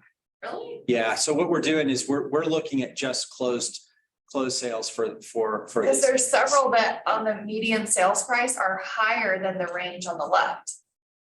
Or there used to be when I was looking at it, like, Yeah, I don't see any up there right now, but there used to be like, between There 400 and could- 450, and then the median was 465 or something. there could be one or two, not in the closing, it shouldn't be that.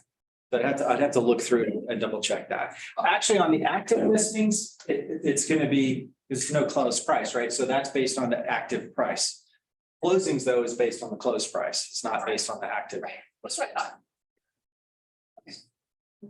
thought. So then we have Collin County, and then you can go down and we can compare counties against counties. If you want to see what Collin is doing in comparison to Dallas, Denton, or Tarrant counties, you can kind of see what they're doing month over month, whether they're going up or down, and year over year, whether they're going up or down. And then we have the ISD report. So that was cities, which is all the different, that was counties. Selected cities is all of the different areas combined. And then we have all of these areas are areas that you could choose to be more specific. So Brooks, you were in Collin County, 500 to 599. Pick a city in Collin County. Princeton. Might as well use the real. All right, so I'm going to go to Princeton. And in Princeton, I can tell you that in the month of January, in your price point. Oh, well, let's change the price point. Yeah, let's go to So what you're noticing right now is if this was the real case, he's like in the very top price point in Princeton. Okay. yeah, but my house is probably gonna list for 360. Okay, there you go. It's not 500, but either way, but do you see what I'm talking about? So now I can drill down to, if I already know where he's at, I already do. Phone in on the listing presentation. I can have this chart just as part of the package. This is the monthly chart that I would want. So I can go to his price point and I can say, well, the most current month in January, in your price point, there were 4 that went under contract and 1 that closed. There's nothing available. There's no new listings that came on the market. We don't have a lot of data to review. It also tells me that you know, this could be a little bit challenging because there's not that much out there in that price point. But Now, I even want to take that, if that was really true and it had nothing out there. I would- Here, look at this, it ain't got, it won't tell you anything. well, no, but I would tell them that, hey, we're shooting for something that kinda is very, very rare in our area. So that means that if we're an outlier, if we're something that's very unique to the market, it's going to be a tougher, more challenging situation. So yes, this would, I definitely think if it's zeros, you should show it there. And then we have month over month and year over year. Overall for Princeton. What happened in December versus January, what happened in January 22 versus January of 23. So I can kind of see that just for the city of Princeton. And then finally, last but not least, for those of you that like to sell $1 million homes, we have a luxury version of the quarterly report that I just went through with you. It combines a little bit of the monthly look to start with, but it is still fourth quarter. It's not monthly. And it will say, in that case, how many listings there were total above $1 million, what that price range is doing is 3.5 months of inventory versus 2.5 months of inventory for all market. So in the luxury, it takes longer. If you're over 2 million, it's now a buyer's market. Okay, so just good information to know. This also breaks down how many active listings there are in each of the counties over $1 million. It will have this year versus last year as soon as we get there. Active listings by price range. So you can how many Colin had at 750, or I said $1 million, I think it's 750 and up is the luxury here. I apologize, 750 and higher. And by price range, how many there were, so on and so forth. So again, we can go right down to the closed sales price, months of supply, by price range, absorption rate, and then we get into days on market, how many price reductions there were, right? So in Collin County in the luxury, there was 45.7% of the time had to have a price reduction. Across the board, it was 43.4%. Percentage of original list price. So all of the data that the really key important data is there. We don't have all the charts with the luxury, but sometimes people in the luxury arena want to look at luxury data. They don't really care about $500,000, $400,000 market. Does it make sense? What did I miss? Who has some questions? Yes, please. More of a general question. If we're working with potential buyers coming from outside of the state, Yeah. do you do this? So if I wanted a snapshot of, I got somebody I'm working with in the Chicago area, but they're not gonna be for over a year. Yeah. Because of they gotta be there for 2 years for capital gains reasons. So if I got a little closer, I wanted to get an idea of what that one was looking like at that time. Do we have the ability to access to that, like a snapshot at that point? Or do we go to our market center here? Not for Chicago. I do for Atlanta, Miami, and Denver, but I don't for Chicago. Okay. Yeah, we've only have expanded to very small expansion areas. Miami. The guy that I bought the business from was retired from another job. He had no interest of traveling and growing the business. He really just did it because people asked him to do it, put it together for him. So it just kind of morphed into a business that I ended up buying, and now it's like, hey, we need to share this with more people. So good question. Thank you. Like, what else? Did I cover what you wanted me to cover? Are you sure? Yep. Yes. I was gonna say, going back to the Brookfield where you had him wanting to look high. I will promise you, I'll take that listing all day long, but with a caveat. That I'll say the first 7 days, what's Yes. reduce it to, because I guarantee you. Going up against Jessica or Tommy, we're gonna have that listing, and I remember years ago. The name of the game was take listings and get it reduced within the time. Yes, that's absolutely what you want to do. if you don't think that that's likely gonna happen. And more so than not, pricing, I feel like we can kind of work through, especially if they get that. And he got it, you know, it's 7 to 8 days, 9 days max. Cause I know after you have people on, well, if it's overpriced, we can't get that many showing, but the longer that sits on the market, they're ready to. They're gonna know, if you go over the data, they're gonna know. Hey. What's activity like? How many, did we get any showings? How many people come? And it's like, oh, nothing, crickets. Haven't heard anything, not getting any feedback. I've called. And I'm literally not getting feedback. So to me, and that's what we gotta do now. We gotta start picking up the phone and not just sitting the auto. You know, send out feedback, call the agent, have a conversation with them, ask them what they thought. How many homes have they viewed? What did you think of the value? So, but yeah, you're right. Take the listing. In this case, I would too. If it's a condition thing, that's when I probably would really, because if it's pricing, if it's overpriced and it's not in the right condition, it'd be a problem. One more question. Yes. I didn't get it exactly. When you said, Jessica said. So homes that have had price reductions have longer days on the market than prices who didn't. And you answered her and I did not understand the answer. That's okay. So what she was referencing were homes that were previously listed, Right. but didn't have a price reduction. Which is a very rare situation. So It's a- this would be, they were previously listed. Yeah. And then they went off market.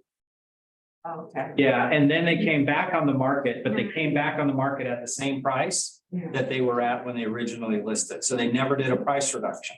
Now, I just didn't know. And that's what, that one is rare. And that's why that's in that situation, there were more days on the market for not price reduced homes than there was for price reduced homes, because they were also in another category called previously listed.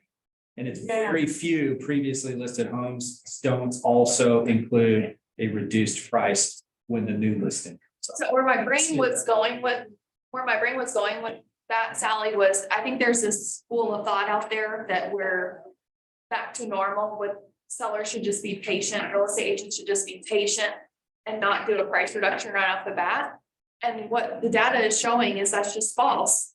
You know, the longer you sit on the market, the more you're doing the seller the service. You're losing, yeah. Right. I mean, I've heard that in several circles around town, different brokerages, not just our office, you know. And most of the time, those are the listings that were not in the right condition. And they fixed them up, they made them look better, but they didn't adjust the price, but now it just looks better than it did. Yeah. And they didn't have to adjust the price, they needed to address another issue. Typically around condition. And that's why it's only 4.8% of the overall market. 877 homes out of 1,744, 17,455.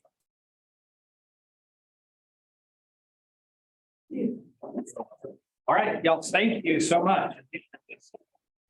I love Dallas and I love the barbecue here. Oh my God. I got so full last night. Where'd you go? I went to Hard Eight. I know it's kind of a commercialized place, but man, it was good. I really liked it. So I found and I got a couple pounds. I leave all these after this evening. But I have been in town since Monday. I've been traveling around to other market centers across the Metroplex. And been sharing some of this. Thank you. Do you go to Kenny? I did, yeah. I have been. There's a place up there called Hutchins Barbecue. Really? Okay. Yeah. It's a nice barbecue place here, right? Cool. They're going Frisco and McKay. Yeah. Richmond. I didn't- Each other right now. Did you see that? It's like $30 all you can eat. Oh. $30?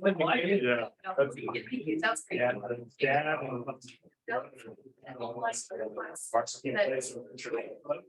Put some together. They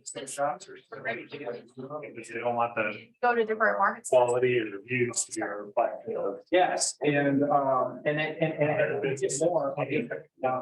So I want to get here. To the store, I swear. Once a year, every other year. It's not like twice. I'd like to find out twice this year. But where I'm going with this train of thought is this would be a good way for me to recruit our team. And also other. So I'm interested in if I can do better at teaching this. And I can help you in the same way, then I'm open. to that. Yeah, I need to get a little more organized with training. I would love that. Good, I see. Go through this line. Thanks. Somebody. If you want to change your.